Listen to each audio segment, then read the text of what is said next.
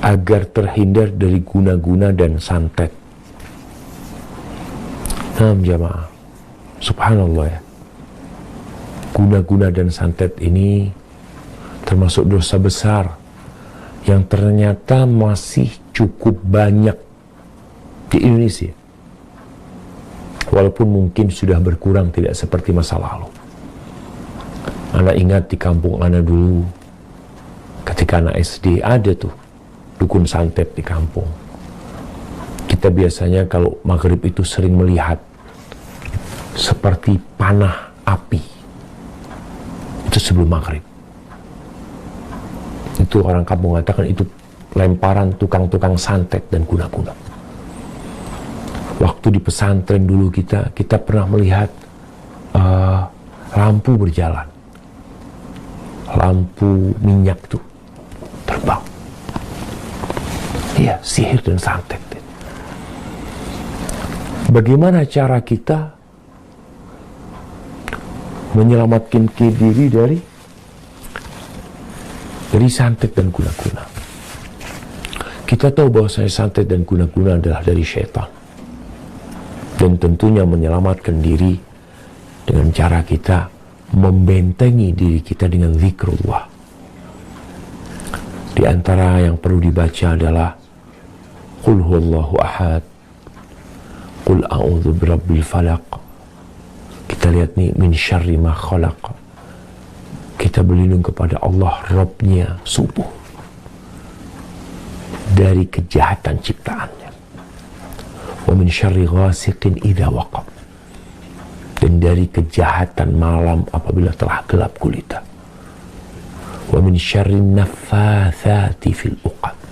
Nih, dan dari kejahatan tukang-tukang sihir, tukang-tukang santet yang mereka meniup buhul-buhul tali mereka.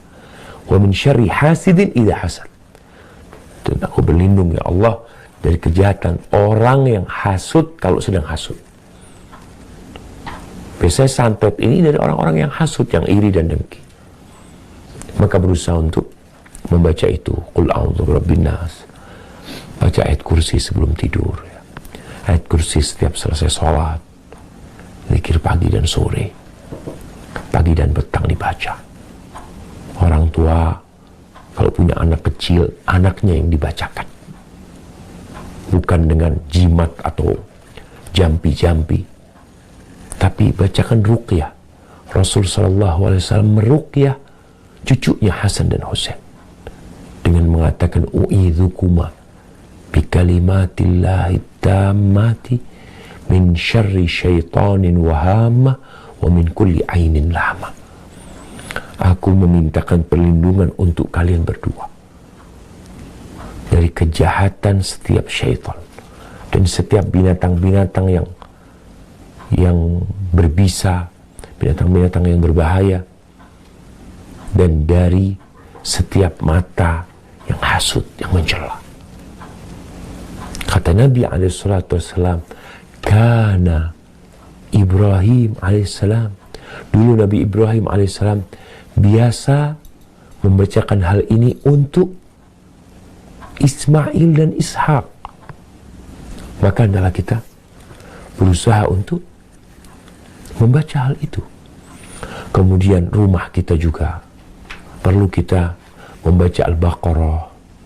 Baca surat Al-Baqarah. Kalau nggak mampu baca, capek, mungkin kita bisa menjadikan rumah kita senantiasa terdengar ayat-ayat Al-Quranul Karim.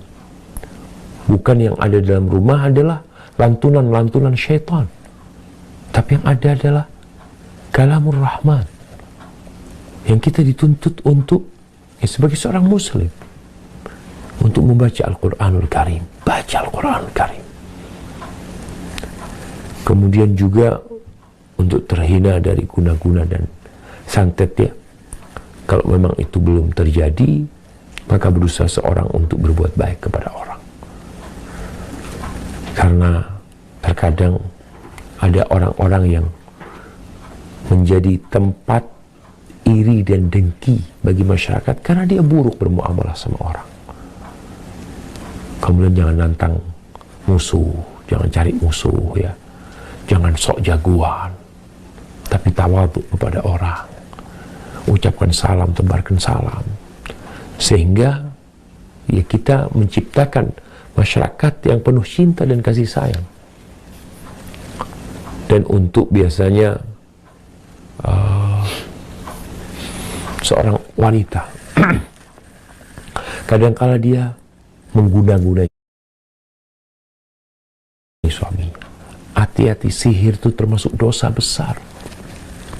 Dosa besar. Bisa jadi mengantarkan kepada kesyirikan dan kekufuran. Maka tatkala seorang wanita ingin suaminya cinta kepada dia, hendaklah dia berbuat baik kepada suaminya. Dia melaksanakan kewajibannya memberikan hak-hak suaminya. Semoga Allah Jalla Jalaluh menjadikan suaminya jadi cinta kepada dia. Karena Allah menjadikan cinta dan kasih sayang. Terkadang penyebab orang mengguna-guna hasut terhadap temannya, pedagang biasanya. Kita kadang-kala melihat restoran, dia pakai guna-guna, yang sini pakai guna-guna. Dia berharap bagaimana pelanggan yang ada di toko sana pindah ke tempat dia. Makanya perbuatan-perbuatan yang dilarang. Jangan takut rezeki tidak bakal tertukar. Mintalah rezeki kepada Allah. Allah yang membagi rezeki. Kenapa kita harus hasud? Orang yang hasad ini, orang yang tidak ridho dengan pembagian Allah. Fulan naik pangkat, untuk antum sakit hati. Antum siapa? Allah yang menjadikan fulan naik pangkat. Dan diangkatnya fulan ke level yang lebih tinggi, itu ujian buat fulan. Karena pembagian masalah rizki di dunia ini bukan amalan, sekali lagi. Pembagiannya itu sebagai bentuk ujian buat dia. Yang hartanya tambah banyak diuji sama Allah. Bukan karena amalannya. Karena ada orang-orang yang tidak pernah beramal, ternyata dia hidup penuh dengan kekayaan. Maka hati-hati dengan masalah guna-guna dan santet ya. Kita seorang muslim hendaklah senantiasa membentengi diri kita dengan zikrullah. Dan kita juga tahu dengan hukum tersebut. Jangan sampai seorang muslim datang ke dukun, minta jampi-jampi, minta agar fulan usahanya dibangkrutkan umpamanya. Ya Allah ya Karim, na'udzubillah min dzalik.